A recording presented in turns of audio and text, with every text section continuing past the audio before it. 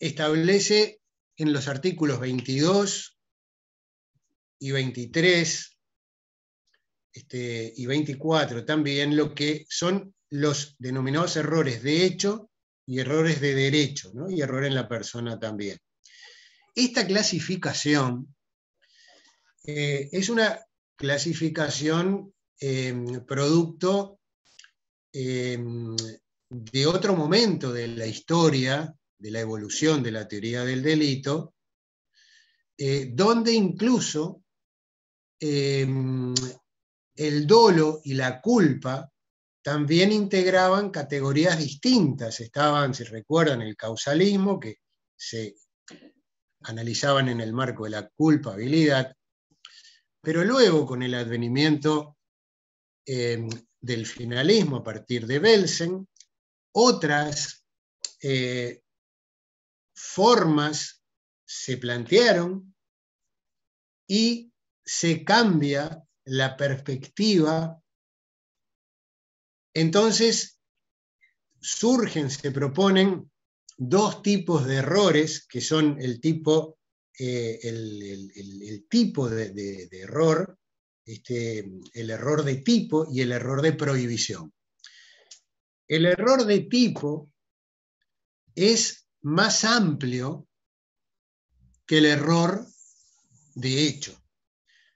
Hay quienes lo asemejan, pero no puede asemejarse porque el error de tipo se integra con los errores de hecho, que están presentes también, pero además con los errores sobre los elementos normativos, los errores sobre elementos descriptivos, sobre las personas.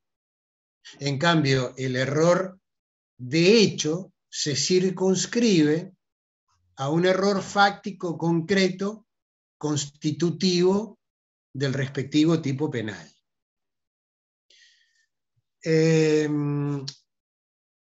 Y respecto del error de prohibición como dato, porque lo vamos a ver, lo vamos a analizar más adelante cuando analicemos la culpabilidad.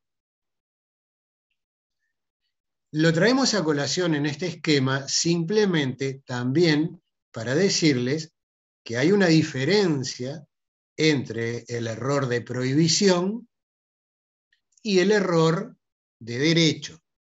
Tampoco es lo mismo.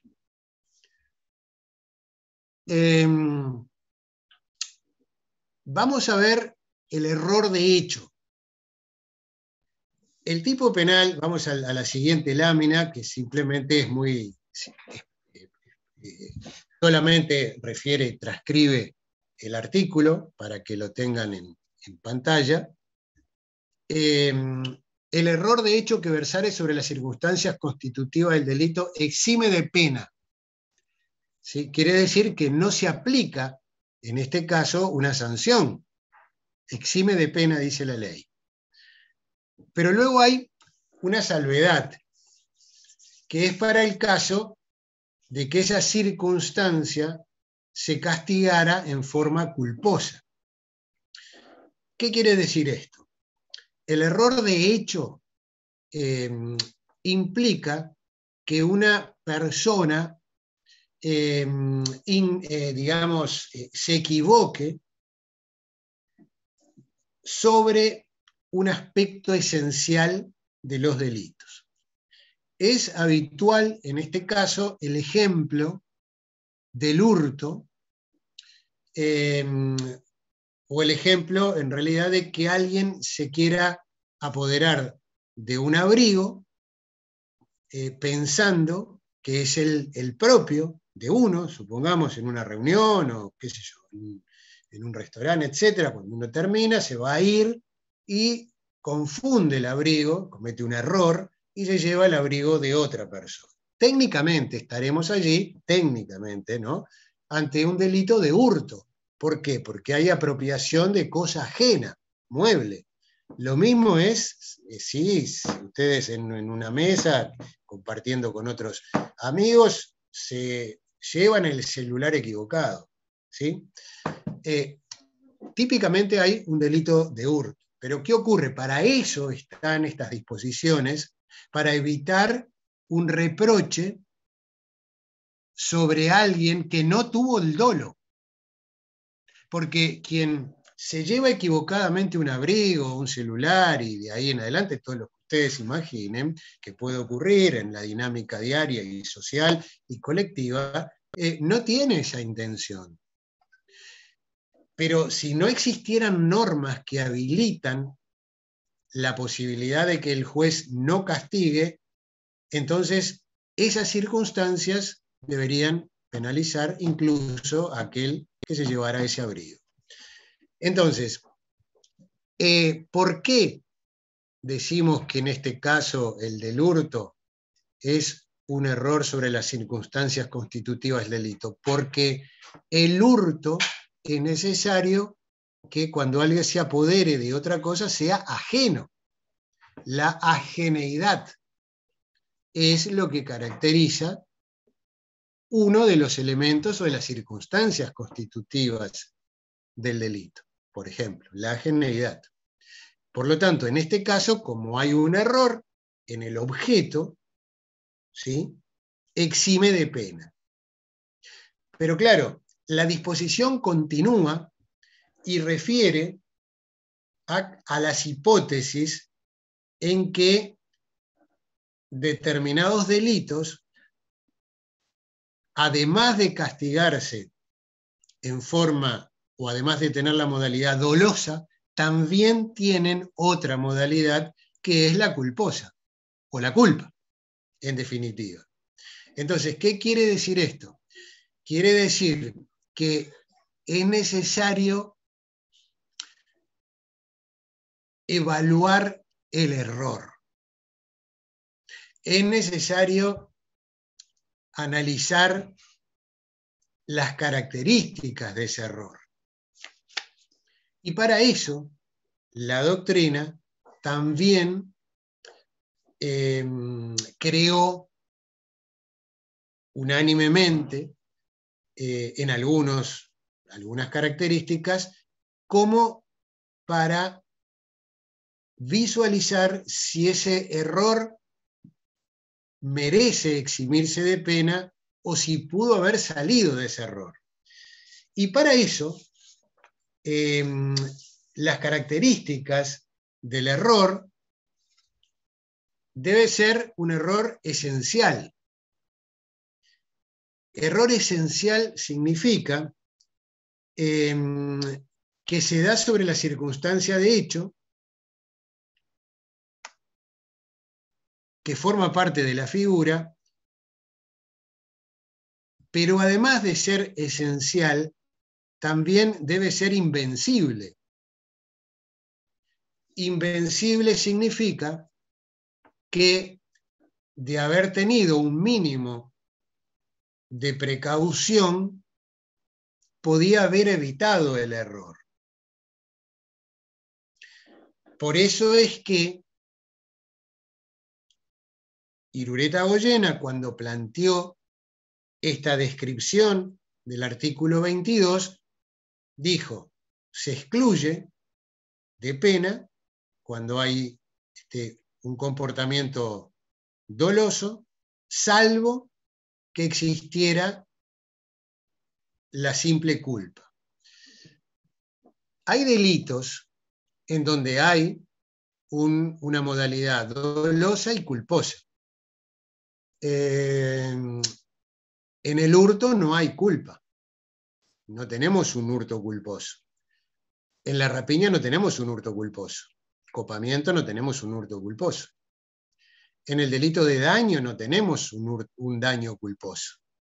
Por lo tanto, en todas esas hipótesis en donde se comete un error, se exime de pena. Y no es posible tampoco atribuir una responsabilidad a título de culpa porque no está previsto como tal. Recuerden a su vez que para que un delito sea culposo o ultraintencional también, tiene que estar expresamente previsto en la ley. ¿De dónde surge esta afirmación? Surge del artículo 19 del Código Penal. Allí se establece que solo cuando hay una descripción, cuando hay un reconocimiento por parte del legislador de que quiere castigar, además del dolo, la culpa, entonces lo van a encontrar en el respectivo tipo penal. Por ejemplo, el homicidio se castiga a título de dolo y de culpa. ¿Dónde encuentran la culpa? En el artículo 314 del Código Penal, homicidio culposo. La lesión también es culposa. Encuentran respectivamente, a partir del artículo 316 y siguiente, la lesión dolosa y la lesión culposa. Este error de hecho es el que hoy aún está vigente en el Código Penal.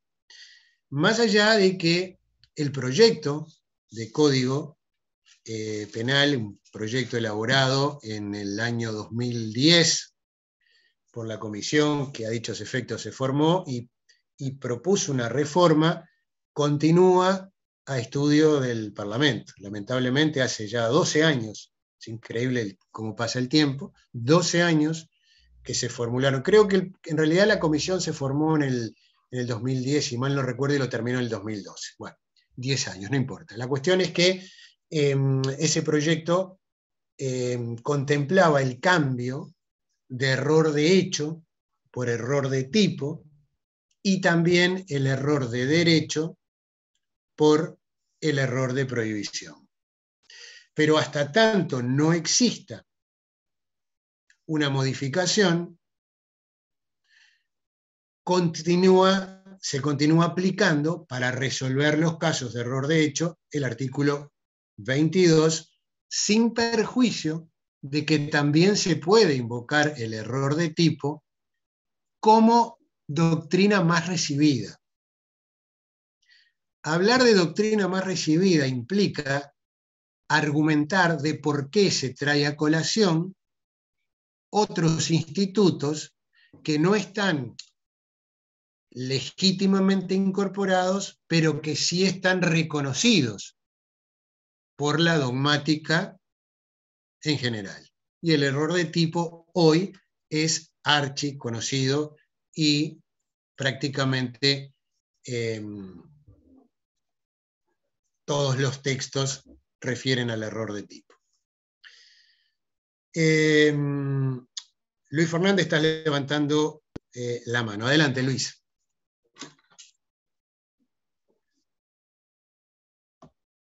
A ver si... Sí, estás con el micrófono apagado, Luis. Ahora sí, ahora sí. Sí, no, quería consultarle si sobre este tema del error de tipo, siendo reconocido, digamos, por la dogmática y a nivel doctrinario, si hay jurisprudencia en ese mismo sentido, ¿no? Es decir, que lo reconozca y que se exprese de alguna manera en resoluciones y sentencias en ese sentido. Sí, perfecto, perfecto, Luis. Buena pregunta. Sí, hay jurisprudencia, ya la jurisprudencia de nuestros tribunales hacen referencia al error de tipo. Muchas defensas, incluso penales, hacen referencia también al error de tipo. Se dan casos en donde hay situaciones, por ejemplo, que los errores que se cometen respecto de la persona están en el umbral de lo lícito y de lo ilícito. Por ejemplo, ahora ya hace un tiempo que no ocurre, pero hace unos años que no ocurre, digamos, la llegada, ¿verdad? Me refiero a que era común que en el puerto de Montevideo arribaran barcos con ciudadanos asiáticos, chinos particularmente. Y los chinos pasaban meses en el mar y llegaban, tocaban puerto y salían corriendo para los prostíbulos. En muchos casos salían con menores de edad. Y en algunos casos se determinó o se denunció el hecho y fueron detenidos. Entonces, las menores de edad, hablamos de 16 años, 17 años, se adujo un error de tipo respecto al delito respectivo, es decir, muchas de las defensas sostuvieron que hubo una confusión respecto de la edad. Y esto lo digo con todo respeto a lo que tiene que ver actualmente el debate de la ley de género. Porque hay menores, es decir, evaluando la naturaleza del error, como les decía hoy, ¿verdad? No es un error, no es un argumento que uno pueda librarse fácilmente, decir, no, yo me confundí, pensé que era mayor. Es necesario analizar si ese error efectivamente incidió en la contratación sexual de la menor o no. Porque en muchos casos, los ciudadanos chinos, que de por sí son bajitos, están enfrentados o salen con mujeres de 17 años que les sobrepasan en altura. Algunas mujeres para el ejercicio de la prostitución realizan o se condicionan para parecer mayores de edad. Hubo sentencias en donde excluyeron la responsabilidad, en este caso, que se planteaba, ¿verdad?, a partir de las denuncias, precisamente porque se configuraba un error sobre el elemento constitutivo del delito.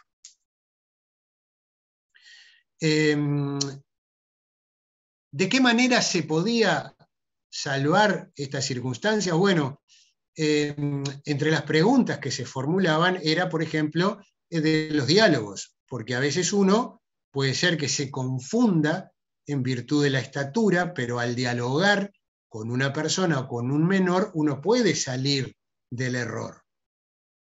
¿Sí? Si los menores hacen, o si la persona con quien uno dialoga cuenta que estuvo un parcial de matemáticas en el liceo, bueno, es un indicio, sin duda, a tener en cuenta de que alguien que está en el liceo no puede tener 18 años. Bueno, teóricamente podría tener, pero quiero decir, es una alerta, ¿me entienden? Me refiero a que hay pautas de comportamiento, de diálogos, que pueden llevar a considerar a salir del error de esa persona. Pero en muchos casos, los ciudadanos asiáticos o incluso de otras nacionalidades conocen muy poco el idioma español y también es una traba para proyectar o saber o salir de los errores en ese sentido. María Fernández. Adelante, María. Estás mutada, tenés que abrir el micrófono, María. No te permite, a ver. ¿Ahí? Perfecto, muchas gracias, profesor. No, que en realidad, buenas tardes, que no la salude, disculpe. Buenas tardes, no, por favor. Que usted menciona estas situaciones que sí eran muy comunes hace unos años. Mi viejo es trabajador portuario hace 50 años y vaya si nos ha hecho relatos de estas características. Upa, mirá. De todo tipo. Pero en realidad lo tenemos mucho más cerca el caso, con lo que fue la sonada Operación Océano. Uno de los argumentos que utilizaron los abogados defensores de los acusados era justamente el de decir que no se podían dar cuenta de la edad, que parecían mayores, que estaban en el límite, y justamente en uno de los casos la pasaban a buscar por el liceo. Entonces, más allá de las características de la población, que sí, como usted bien menciona, los ciudadanos chinos, sí, la mayoría de las veces no manejan el idioma, no entienden, y además de trabajar en ciertas condiciones que después ya como que se legitima cualquier circunstancia, hoy en día lo tenemos muy vigente eso también. Sí, bueno, muy interesante tu aporte, María. De hecho, como tú decís, casos donde se pasaba a buscar por el liceo, etcétera, desde el punto de un análisis jurídico, yo no estoy tomando posición sobre el hecho, sobre el caso, simplemente desde un análisis jurídico, uno allí es un elemento para determinar la esencialidad o no del error, si el error es vencible o invencible, precisamente. Por eso hacía hincapié que la doctrina establece criterios para determinar la entidad de ese error y que para poder exonerarlo de pena es necesario que pase por ciertas pruebas. Y por lo tanto, algunas hipótesis dan cuenta que se podría salir del error. También es cierto que uno podría, se planteaba, ¿no?, en algunas de las causas, bueno, pedir la identidad, pedir la cédula de identidad. Pero en realidad fueron argumentos que se desecharon porque no forma parte de la normalidad de las relaciones humanas que alguien solicite documentos con una pareja que esté saliendo. Porque si alguien solicita un documento es porque algo sospecha. Si algo sospecha, directamente lo que tiene que hacer es darse media vuelta e irse. Punto. Por lo tanto, todas estas circunstancias apuntan a enervar la antijuridicidad del hecho o, de lo contrario, en aquellas hipótesis donde está presente la culpa, si bien no castigar con el rigor que implica un delito comisivo doloso, pero sí hacerse responsable por la negligencia en no haber realizado la conducta debida. ¿Sí?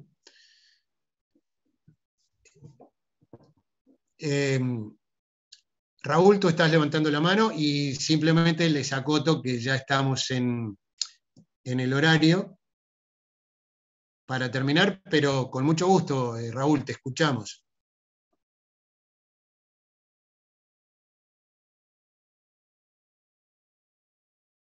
Estás mutado, Raúl. ¿Me escucha, profesor? Sí, sí, te escuchamos. No, porque me decía que el anfitrión debía permitirme hablar, por eso tocaba. Ah, bueno, porque quedó así del escrito, pero lo vamos a arreglar. No, siguiendo con ese, usted planteaba casos invencibles, es decir, hay ciertos criterios que no, que enmarcarían el error de tipo, porque también, cuando, no sé si usted, capaz que me perdí, porque tenía, por lo menos lo que había visto, es que existe un error directo y un error indirecto, ¿puede ser? ¿Dentro de la teoría del error? No, me parece que tú te estás refiriendo a otro tipo de error, que es el error de prohibición. donde hay una, sí, está dentro del error de prohibición. No entraría acá. No tiene nada que ver con esto. Esto es un error de hecho, ¿no? Que tiene algunas similitudes con el error de tipo, que no es lo mismo, pero tiene algunas similitudes, y lo que tú estás planteando es un error de prohibición que se analiza en la culpabilidad, que es la cuarta categoría de análisis estratificado del concepto de delito, que lo vamos a ver más adelante. Pero está bien, gracias. Por el momento olvídate. ¿Ok? Bueno, en realidad yo era un poco más optimista hoy, pensé que podíamos avanzar un poco más en este tema, pero bueno, a veces se dan así en los desarrollos y bueno, lo importante es que puedan internalizar los conceptos o por lo menos visualizar hacia dónde apuntan estos institutos y la importancia que tienen de conocerlos como un fundamento jurídico para resolver un caso. Bien. Bueno, si les parece, abrimos un compás de espera. Hasta el próximo jueves. Continuamos con el análisis del error de derecho, los casos de aberractio ictus, que son error en el golpe, etc. Y empezamos con el delito culposo, ¿sí? No con la culpabilidad, no se confundan, con el modo culposo de los delitos homicidios. Bien. Celia, estás levantando la mano. Adelante.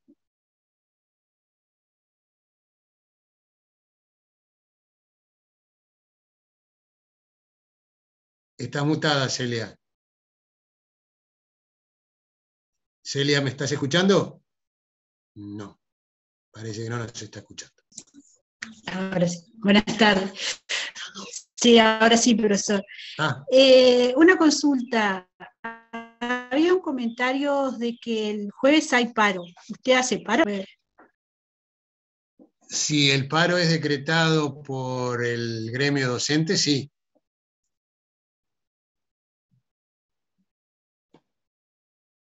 Hasta ahora, nosotros no tenemos ningún conocimiento ni nos han informado de ningún paro para el jueves. Pero llegado el caso, les avisamos con anterioridad como la última vez. ¿Bien? Yara Rosman. Adelante, Yara. Si podés prender la cámara, si tenemos el gusto de conocerte, con mucho gusto.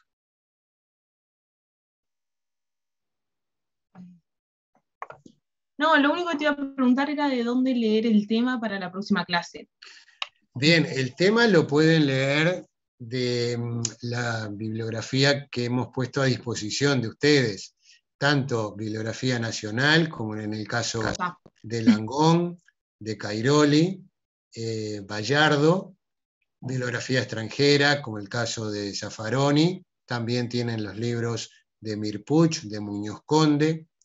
Claro, después, que como estaban todos esos libros, capaz que usted recomendaba uno puntual, por eso preguntaba. Creo que si vas de menor a mayor, bueno, a ver, quizás no es lo correcto decir eso. Quiero decir, para empezar con el derecho uruguayo, capaz que puedes empezar leyendo a Langón y leyendo a Cairoli, a Cairoli y a Bayardo, y luego pasar a leer a la doctrina extranjera, por ejemplo, Zaffaroni, que lo explica muy bien. No, yo preguntaba porque como para el parcial hubo que saber de ciertos autores, ciertas cosas, yo para ir acomodando cada tema con cada autor. Sí, perfecto. Pero para este tema en particular, esa es la recomendación. Gracias. Con mucho gusto. Bueno, si no hay otra consulta, entonces nos estamos viendo el próximo jueves. Un saludo para todos ustedes, los estudiantes, un saludo para mis compañeros de cátedra también. Y bueno, nos reencontramos entonces. Que pasen ustedes muy bien.